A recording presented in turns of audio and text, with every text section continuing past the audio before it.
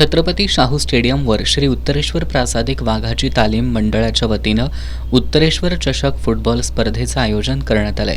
या स्पर्धेत आज दुपारच्या सत्रात उत्तरेश्वर प्रासादिक वाघाची तालीम आणि सम्राटनगर स्पोर्ट्स यांच्यात सामना झाला।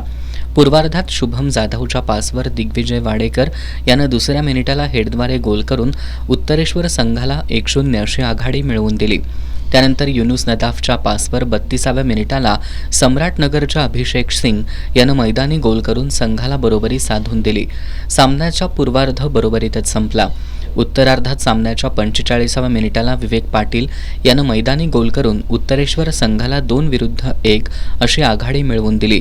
सम्राटनगरचा गोलरक्षक रणवीर खालकर यानं डीच्या बाहेर येऊन चेंडू हाताळल्यानं पंचांनी त्याला रेड कार्ड दाखवलं।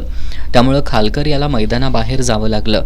सम्राटनगरच्या ओंकार जाधव, युनुस नदाफ, अक्षय मुळे, निरंजन कामते यांचे गोल नोंदवण्यासाठीचे प्रयत्न अपुरे पडले।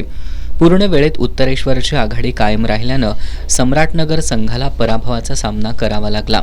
सम्राटनगरचा ओंकार जाधव लढवय्या खेळाडू ठरला, तर उत्तरेश्वरचा विवेक पाटील हा सामनावीर ठरला। उद्या सकाळी 7:30 वाजता फुलेवाडी फुटबॉल क्रीडा मंडळ विरुद्ध वेताळमाळ तालीम मंडळ आणि दुपारी 4 वाजता PTM विरुद्ध रंकाळा तालीम मंडळ अशा लढती होणार आहेत।